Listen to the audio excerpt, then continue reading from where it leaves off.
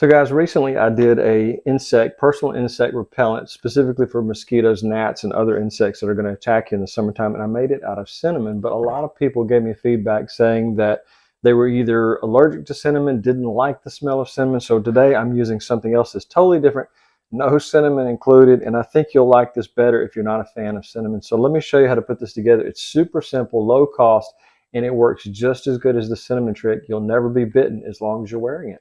Now the first thing you're going to do is you're going to take the peel of lemon, and when you take the lemon peeling off, you're trying to get just the yellow part and not the white part. But there's a component to the lemon, or a compound called limonene, that is a natural insect repellent. Now that's not what this is made of, and you can delete the lemon if you don't like lemon or don't want to use this or don't have one handy, but the actual product is here. But first I'm going to take this and I'm going to carefully peel, and I'll try to get that without getting too much of the white. Not easy to do, but we're just trying to get that outer peel that has the most lemon oil in it. So it may take a little bit of effort to get that. And it looks like I'm getting it. This is a good piece right here. You can see there's very little white. It's all yellow. I'll bring you in closer so you can see this process while I'm doing it. Now, I'm a huge fan of citrus, but I know that some people may not be.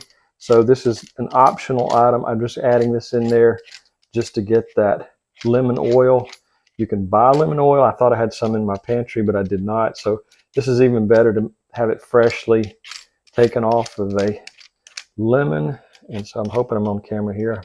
Just trying to do it, get as little of the white part as possible. I'm just going for the outer peel of the lemon. And just take it. If you look closely here at these pieces that are shaved off, it's just the most outer edges. And so I'm just going to get the rest of it here. And this is going to help boost our formula, but it's not the main ingredient to the formula. Like I said earlier, it's just an added bonus that's going to help it work even better. Now, I mentioned the compound limonene, and that is something that interferes with insects' neurotransmitters, and it makes it hard for them to land on your skin when you have this on your skin. So I think this is an important component of this recipe. Like I said, it's not the main one, but I think if you can tolerate lemon, it's very important that you do have it. It's not absolutely necessary, but I would always recommend that you do this. Of the 4 ingredients, this is number 2 in addition to the 2 last ones. Now, ingredient number 2 is apple cider vinegar, and it has acetic acid in it, which is unpleasant for most insects to smell. There are a few that will be attracted to it, like fruit flies, but not necessarily outside. That's going to be an indoor issue that if you're wanting to create a fruit fly trap. But you're going to take 1 tablespoon of apple cider vinegar, and another thing, it has mild antibiotic properties, will help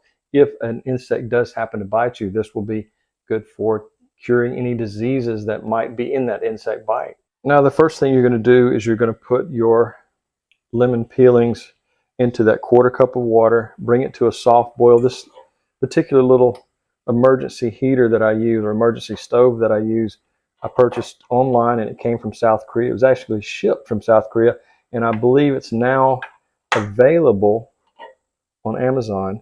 And so I'll put a link down in the description below, but it's really a quality one. It's propane gas in these little cans. You can buy it at some specific grocery stores and hardware stores, but it works really well out in the greenhouse where I don't want to use a lot of electricity. I just want to use natural gas or propane. So anyways, that's our first step. Now we're going to strain this away from the peels because we don't want it stopping up our sprayer, but we want to get those essential oils into our thing. But I'm going to let this cool and then put it into our sprayer. Okay, so we've got our apple cider vinegar, 1 tablespoon in our cup here. And I'm going to use one of these. I use these around the fruit trees, and it has an extremely fine mesh to keep insects off of my persimmons and other insects that might try to eat it. But I'm just going to put that over the cup so I can strain this carefully. I've allowed it to cool off a little bit. And I'm going to pour this into our measuring cup.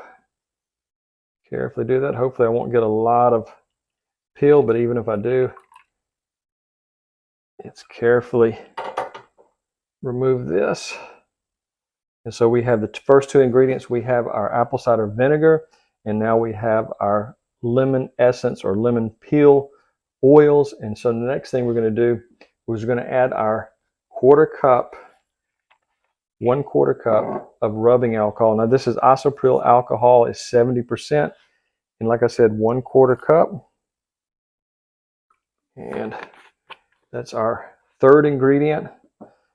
And so the last thing we're going to put in is our essential oil. Now this is peppermint essential oil. I'll put a link in the description to this as well. Now one thing I want to say about before I put the last ingredient in there is that the alcohol helps disperse the two oils and it's more evenly distributed. Now each time you use this, you're going to pick it up and shake it, and I recommend keeping it in a fridge. It feels a lot better going on. But anyways, the last thing we're doing is we're putting in about 20 drops of peppermint oil. Now one important thing you want to do is you want to make sure that you're not allergic to peppermint oil. If you've never used it before, you want to use a small area just at the base of your palm and see, about the size of a quarter, and see if it causes an irritation or a skin rash. So you definitely don't want to use it if you're allergic. Also, another thing that's really important is spraying around your eyes, your nose, your mouth. You want to carefully put it on your hands and just carefully pat it onto those areas once you've proven to yourself that you're not allergic to it. So again, about 20 drops the peppermint oil.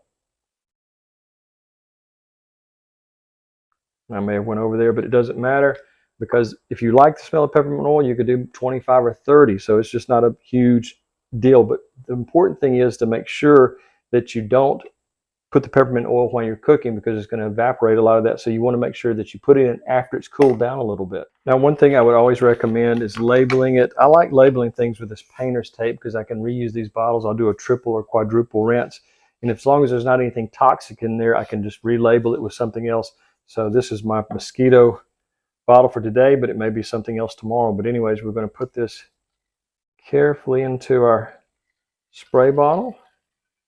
And there was a couple of questions that people had asked me in the previous cinnamon-based repellent last time. One was about spraying it on their pets. I wouldn't recommend spraying this on your pets. I would only do this on humans, and even with children, I would do that small test pass. So just remember, no pets, and with small children, you want to do a test 24 hours before. Now, what is the amount of time this is effective for? Because I got that question a lot previously.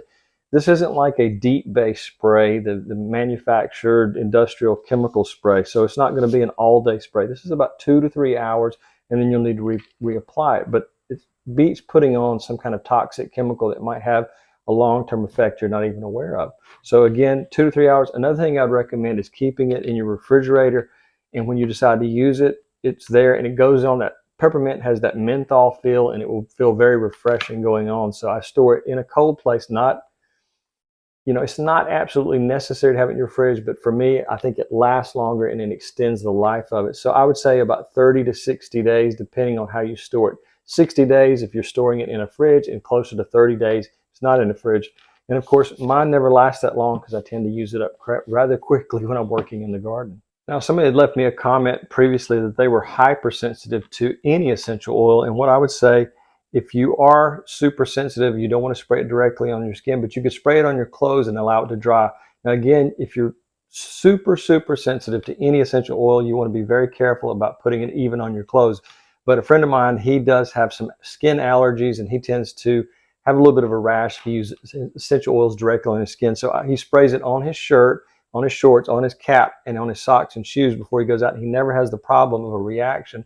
So if you are hypersensitive, you could do that type of test, but don't do it on all your clothes. Just do it on maybe one sock and test it and then see if you have any kind of reaction. I'm just mainly concerned about anybody having a reaction if they're allergic. Some people are allergic to the most benign things that wouldn't bother anybody else. So just remember, doing a test spray and a test treatment on a piece of clothing if you want to do that if you're hypersensitive or have a lot of allergies. Now, if you don't have access to some of these products, I'll put links to them down below, like the stove that you can use anywhere, campground, whatever. If you're not near any electricity, you can use this anytime. Also, the peppermint oil or anything else you see that I use, I always put links in the descriptions.